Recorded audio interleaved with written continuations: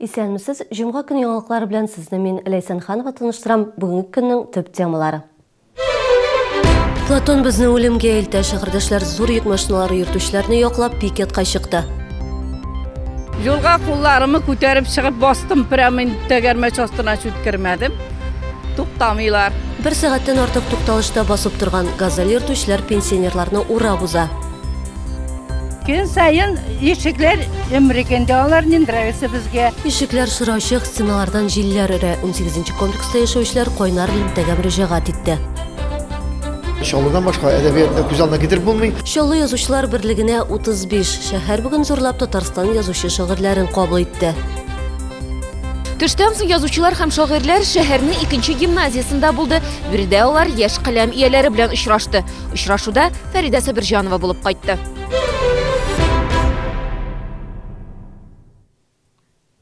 Шәһәрдәшләр еракка йөрүче шоферлар яклы бүген Боровецкий бульварында шундый пикет үтте. Куларны плакатлар тотып, кешеләр яңа законга каршылыкларын белдерде. Исегезгә төшерәм, 15 ноябрьдән авырлыгы 12 тонна һәммәннән зуррак булган фуры йөртүче федераль трассада һәр чакрым өчен 1 сум 50 тиен акча түләргә тиеш. Бу хакта еракка йөрүче шоферлар үзләре нәрсә уйлый? Алдагы сюжетыбызда карагыз. Мы против Платона. Платон безне үлемгә алып бара. Шәһәрдәшләр шундый плакатлар тотып бүген пикетка чыкты. Ерак юлга йөрүче шоферларның туганнары, хатыннары алар пикетны 2 көн дәвам итәргә җыена. Введение вот этого Платона. Платон системасын кертү рәкетнең законлаштырылган формасы ул. Тарифлар артуга бара, чөнки азык-төлекне, җиһазларны, киемнәрне барысында йөк машиналары ташый. Шоферлар ерак юлга йөртүчеләргә хезмәт күрсәтү үзәге Платонда югалткан акчаларын саный. Инде 3 атнага якын аларга федераль трассаларда йөргән өчен һәр чакрымга 1 сум 50 тиен түләргә туры килә.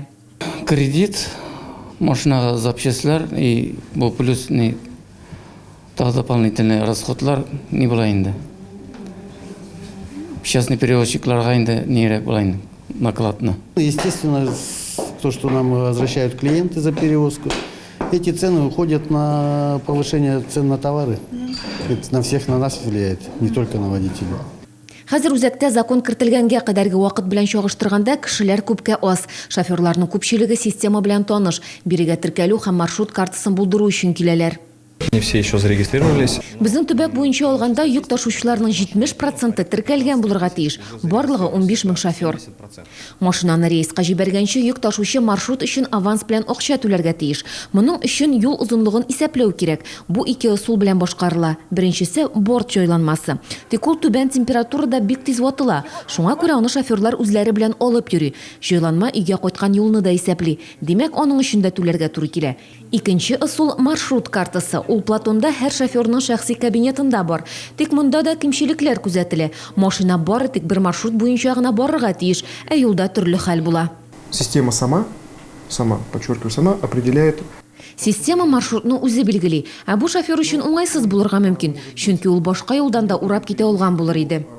Яңа система кертелгәннән бирле чыгымнар 20%-ка артты. Транспорт фирмасы директоры Леонид Штейнберг шулай ди. Транспорт салымына юл чыгымнарына тагын бер графа өстәлде. Бер көн юлда шофер яңа система өчен 1000 сум тирәсе акча тота. Ерак юлга йөрүчеләр бу хәл белән ризалашырга җыенмый. Будем разговаривать с Москвой. Мәскәү һәм автотранспорт берлеге белән сөйләшәчәкбез. Без бәя үзгәрмәс дип өметләнәбез. 1 сум 50 тиен 2 ел булыр дип уйлыйм. Штрафлар исә 5000 сумнан артмаска тиеш. Әлегә федераль трасса буенча юлның 1 чакрымы өчен 1 сум 50 тиен түлиләр. 2016 елның мартыннан 12 тонналы машиналар өчен 3 сум 6 тиен алачаклар.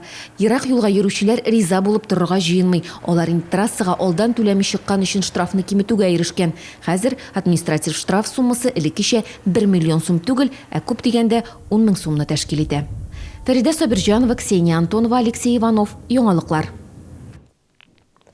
Пассажир йөртүчеләр пенсионерларны утыртмый. Безнең кайнар элемтәл телефонына көн саен шулай дип зарланып шалтыраталар. Тукталышта өлкән яшьтәгеләр булса, автобуслар туктап та тормый. Шәһәрдәшебез Әлфия Музафарова 7нче маршрут буенча автобус көтеп, балалар бакчасы тукталышында 1 сәгатьтән артык басып торган. Birinci gazil tuqtamadı, ikincisi tağın tuqtamadı, üçüncüsü de tuqtamadı. 1 saatten artık saat yarım basıp durdum. Bir üzüm. Yolga kullarımı kütərib çıxıb bastım, prəmin təgərməç astına çütkürmədim.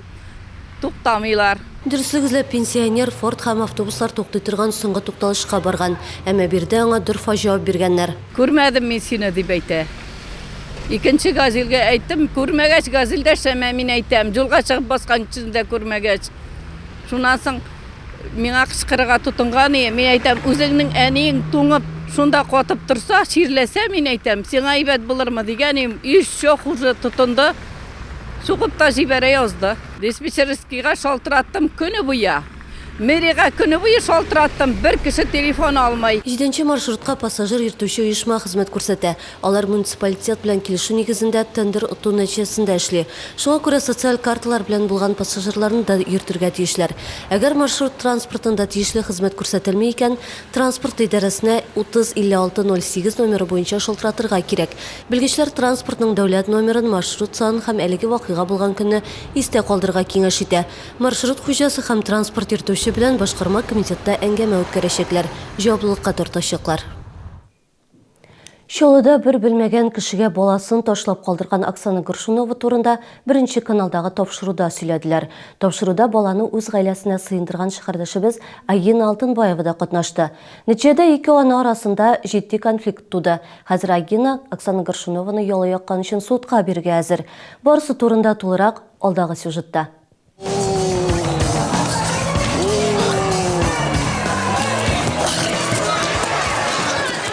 Оксана Горшунова һәм аның 6 айлык баласына Агина Алтынбаева гаиләсе вакытлыча үзләрендә яшәп торырга рөхсәт итә. Ана таныш булмаган кеше гаиләсендә баласын калдырып, икенче шәһәргә китә. Берничә атнайлык Оксана Горшунова безнең хәбәрчеләргә Агина Алтынбаева гаиләсендә рәхмәтләрен белдерде. Ә Мәскәүдә тапшыру төшергәндә шәһәрдәшебезгә йодрыклар белән ташланган. Тапшыруда Агина Алтынбаева мине фахишәлек белән шөгыльләнергә мәҗбүр итте дип белдерә. То есть Агина предложила вам работать проституткой? Да. А ребенок в это время находился у нее? Да. Вы только что 10 минут назад оболгали вот эту женщину. Так она еще и деньги вам высылала. То есть ей сказали напасть на меня с кулаками. Оксанага алдан ук миңа ташланырга кирәк дип аңлатканнар, ә миңа студияда сугышырга ярамый диделәр. Тамашачыларга карарга кызык булсын өчен үзләре үк сценарий язган. Оксана мине сутенер дип әйтте. Янәсе без икәү трассада фахишәлек белән акча эшләгәнбез. Мин шок хәлендә идем.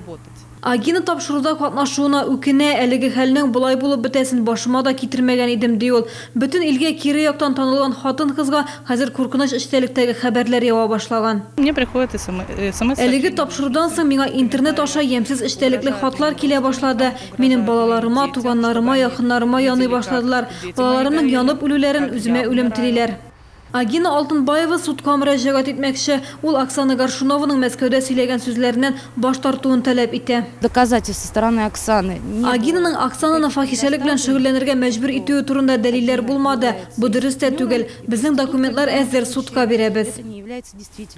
Нәни кыз Оксана Горшуновага килгәндә ул югышлаулар хастаханәсеннән балалар йортына күчерелде. Әни кеше баласын кайтарырга теләсә, билгеле бер шартларны үтәргә тиеш. Моның өчен ул торак шартлары, айлык кереме, хезмәт хакы турында белешмә алып килергә тиеш. Баланы алып бара торган урынга опекадан белешмә илтеп бирергә тиеш булачак. Әлеге Оксана үзе безгә әйтүенчә эш эзләү белән мәшгуль.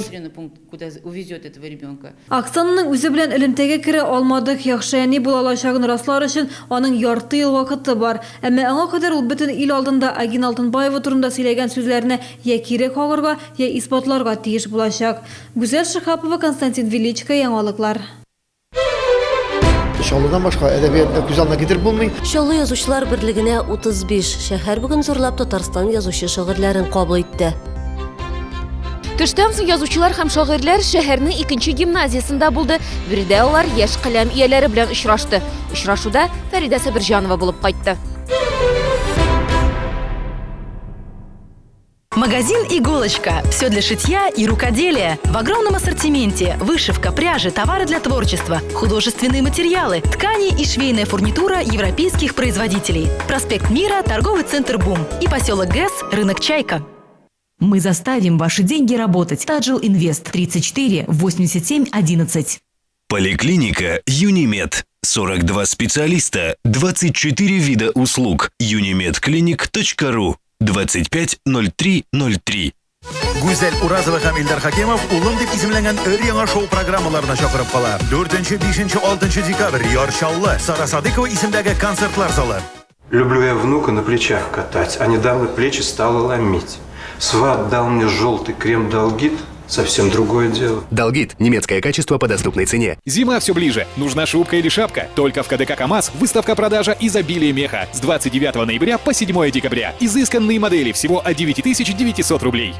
Клиника Конкор. Комплексное решение проблем при катаракте. Операцию на современном оборудовании проводит врач высшей категории, кандидат медицинских наук Шиллер Софья Исаковна. Иногородним скидки. Запись по телефону 54 30 03. Медгородок Конкор Оптика. В честь дня рождения мебельного центра «Шатура» скидка 17%. Приглашаем всех 5 декабря в 12 часов на праздничное мероприятие «Шатура Мебель». В закон об обязательном страховании автогражданской ответственности внесены изменения. Если полис ОСАГО виновника аварии оформлен после 30 сентября 2014 года, то максимальная выплата по материальному ущербу составит 400 тысяч рублей. Если же полис оформлен после 31 марта 2015 года, то выплата за причинение вреда жизни или здоровью осуществляется в пределах 500 тысяч рублей. Получить подробную информацию об изменениях законодательства в области ОСАГО, задать вопрос, подать жалобу вы можете на сайте Центрального банка Российской Федерации.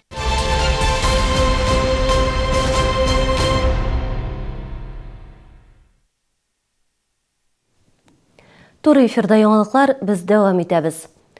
Чаллы язучылар берлеге оешуга 35 ел тулу уңайыннан бүген шәһәребездә көн дәвамында зур чаралар үтте. Бәйрәмгә Казан, Мөслим, Түбән-Кама һәм башка район шәһәрләрдән язучы һәм шагыйрьләр килде. Чырашу иртәнге сәгатьләрдә Муса Җәлил исемендәге үзәк китапханәдә башланды. Бердә балалар арасында үткәрелгән иҗат бәйгесенә йомгак ясадылар. Чулман йолдызы конкурсына 100ләп эш кабул ителгән иде. Әтисезләр тиз өлгерә, мин бит әниемә таяныч. Сугышларсыз тыныч яшәсәк тә, ятим саны арта аяныштыр. Чулман йолдызы бәйгесенә Түбән-Камадан Булат Баянов менә шундый 7 эчтәлекле шигырь юллаган. Барлыгы 100ләп эш жанрлар төрлелеге. Бәйгенең уңышлы үтүе ап-ачык. Оештыручылар шундый фикердә. Бик рәхәтләнеп укыдык, узак итеп, тик берләп, шундый матур эшләр, жанрларда төрле, монда шигырьләр, поэмалар, проза әсәрләре, хикәя, драма әсәрләре дә бар. Повесть язган укучы да бар моны. Иске юраштан бер укучы повестька кадәр язган. Төбәк-ара бәйгедә Чаллы гына түгел, башка район шәһәрләрдән дә өметле каләм ияләре катнашты. Мондый чаралар аларны берләштереп кенә калмый, иҗатларына тәргеш бирә. Танылган шагыйрьләр моны үз тәҗрибәләреннән белә. Менә бүгенге бәйгедә сезгә дипломнар бирәләр, бүләкләр бирәләр. Безгә дә шундый конкурслар оештыралар иде. Һәм шул конкурслардан соң, бәйгеләрне үткәннән соң Казаннан төргә китаплар килеп төшәдер. Язучылар автограф белән Яшь каләм ияләренә дә диплом һәм язучы шигырьләрнең китапларын тапшырдылар. Нәтиҗәләр проза һәм шигърият буенча ясалды. Бәйгедә катнашучылар әйтүенчә, алар өчен бүгенге җиңү бик мөһим. Әсәремнең исеме Бәхет тукталышы. Темасы бүгенге көнгә бик тә бәйле. Инвалид балалар, аларны очраткачтан кеше әлбәттә аңларга тиеш, үзенең тормышын белән чагыштырып, никадәр шул инвалид кешеләрнең тормышы авыр икәнен аңларга тиеш. Мин үзем турында яздым, ничек мин туп уйнарга яратам, тавыклар карыйм, әбигә булышам авылда. Мин кичкенәдән шигырьләрне язарга яратам. Бәйгегә нәтиҗә ясау белән бер рәттән биредә үк танылган әдипләр белән очрашу да оештырылды. Балалар Мөслимнән Фуат Садриев, Мөҗәһит Әхмәтҗановны тыңлады. Чаллы язучылар оешмасын озак еллар җитәкләгән Габдулла Тукай исемендәге дәүләт бүләге иясе Вахит Имамов белән очрашты. Әгәр дә балалар иҗат юлын сайлаган икән һәм иҗат юлына кирип китәсе икән, алар безгә бик кирәк. Ни өчен? Чөнки бүгенге көндә Татарстан язучылар берлегендә үзенең яше ягыннан бик өлкән карт дип әйтсәк тә була. 340 әгъза исәпләнә. Әлбәттә, анса да бик күп, 340 да күп. Аның һәрберсе дә язучы яки һәрберсе дә шагыйрь дигән сүз түгел. Ләкин инде шушы менә 340-ның да инде бүгенге көндә 210 пенсионер. Халкыбызны, үз телебезне саклау өчен нәкъ менә милли җанлы яшьләр кирәк. Кичәдә әлеге фикер кызыл җеп булып сузылды. Иҗат исә бу юнәлештә зур адымнарның берсе. Ләйсән Ханова, Алексей Иванов, яңалыклар. Күннің икенче яртысында язучы шагыйрьләр шәһәр мәктәпләрендә булды. Алар мөгаллимнәр, укучылар белән очрашты. Мулланур Вахитов исемендәге икенче гимназиядә дә әдипләр, яшь каләм тибрәтүчеләр иҗаты белән танышты. Тулырак Фәридә Сибрижанова дәвам итә. Рәхмәт сиңа, әнием, кадерлем, бердән-берем. Туган мәктәбемә мең рәхмәт. Кулларында белем ачкычы. Язучы абый-апалары алдында бераз каушасалар да сер бирмиләр. Үзләре иҗат иткән шигырьләре белән шәһәр күләм иҗат бәйгесендә җиңү яулаган малайлар, кызлар чыгыш ясый.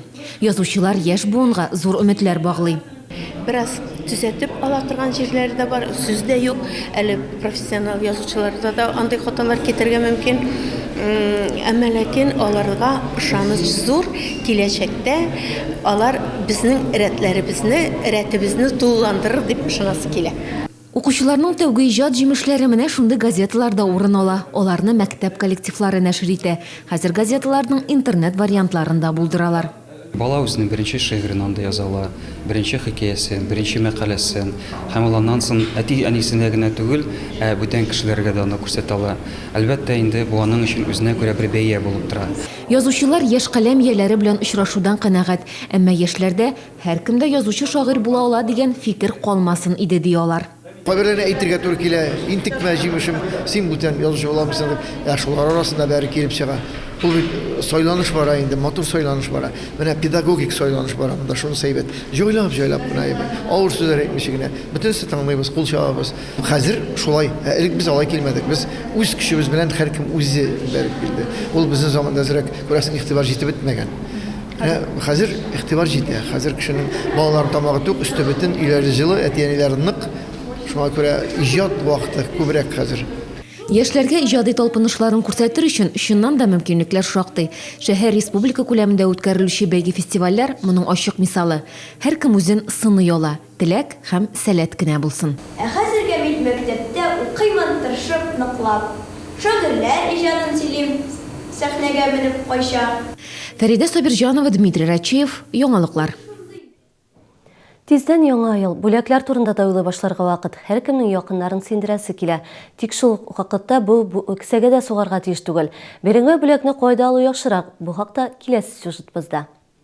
Төрледән төрле бүләкләрне Һинд товарлары ярминкәсендә табарга мөмкин. Биргә килүче шәһәрдәшләрне милли киемле биючеләр каршы алды. Оештыручылар әйтүенчә, ярминкә шәһәрдәшләрнең күп саны сораулары буенча үткәрелә. Татары любят больше чай. Татарлар күбрәк чәй ярата, бигрәк тә һиндныкын. Без аның Һиндстан кырларыннан алып килгән 150ләп төрен тәкъдим итәбез. Я на этой выставке уже не первый. Бу күргәзмәдә мин инде беренче тапкыр гына түгел, миңа монда бик ошый. Бигрәк тә яңа ел алдыннан оештырылуы әйбәт. Һинд чәен һичшиксез алачакмын. Чәйдән тыш ярминкәдә җитен һәм киҗи мамыктан эшләнгән текстиль эшләнмәләр дә популяр. Шулай ук табигый һинд косметикасына да сорау зур. Һинд косметикасының яхшы булуы турында ишеткән идем. Биткә крем алдым, трикотаж бүген яулык та алдым. Декоратив җиһазлар яратучылар монда тиктан ясалган эшләнмәләр дә таба ала. Аны патшалар агачы дип тә йөртәләр. Нәфис затлар исә үзләрен бизәнү әйберләр белән куандырырга мөмкин.